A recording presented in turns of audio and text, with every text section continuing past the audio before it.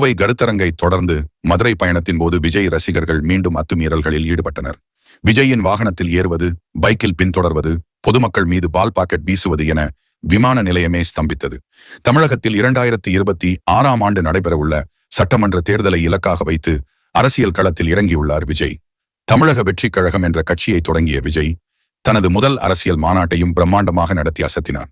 இதனையடுத்து கட்சியின் ஆண்டு விழா, பரந்தூர் நோன்பு திறப்பு உள்ளிட்ட ஒரு சில நிகழ்வுகளில் மட்டுமே விஜய் வெளியே வந்தார். அடுத்ததாக கோவையில் நடைபெற்ற கட்சியின் கருத்தங்கில் கலந்து கொண்டு ஆலோசனை வழங்கினார். அப்போதும் ரசிகர்கள் ஆயிரக்கணக்கில் திரண்டு விஜய்க்கு உற்சாக வரவேற்பு அளித்தனர். அந்த சமயத்தில் விஜயின் வாகனத்தின் மீது ஏறுவதும், பைக்கில் பின்தொடர்வதுமாக ரசிகர்கள் ஈடுபட்டனர்.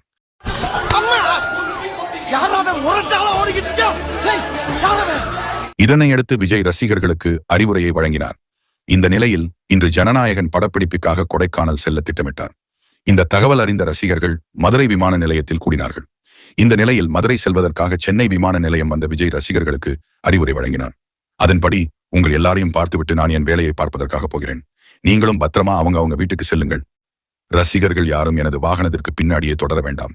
பைக்கில் வேகமாக வருவதோ, பைக் மேலே இருந்து விட்டு ஓட்டுவது, ஹெல்மெட் இல்லாமல் பைக் ஓட்டுவது, இப்படி எல்லாம் செய்ய வேண்டாம். இந்த காட்சிகளை பார்க்கும் போதெல்லாம் மனதுக்கு ரொம்ப பதட்டமாக உள்ளது.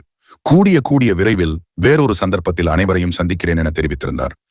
அவங்கவுங்க வீட்டுக்கு போயிடுங்க. யாரும் என்னுடைய வேனுக்கு பின்னாடியோ காருக்கு பின்னாடியோ யாருமே ஃபாலோ பண்ணுறதோ, இந்த பைக்கில் ஃபாஸ்ட்டாக வர்றதோ, பைக் மேலே நின்றுக்கிட்டு பைக் ஓட்டுறது, ஹெல்மெட் இல்லாமல் இந்த மாதிரிலாம் வராதிங்க.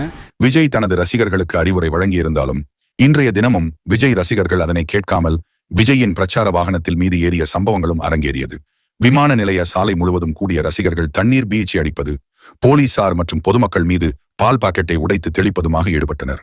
மேலும் விஜயின் வாகனத்தை பைக் மூலமாக பின்தொடர்வதுமாக சென்றனர். போலீசாராலும் ரசிகர்களை கட்டுப்படுத்த முடியாத நிலை ஏற்பட்டது. விஜயின் மதுரை பயணத்தால் விமான நிலையமே ஸ்தம்பித்துள்ளது. விமானத்தை பிடிக்க வந்த பயணிகளும் கூட்ட நெரிசலில் சிக்கி பாதிக்கப்பட்டனர்.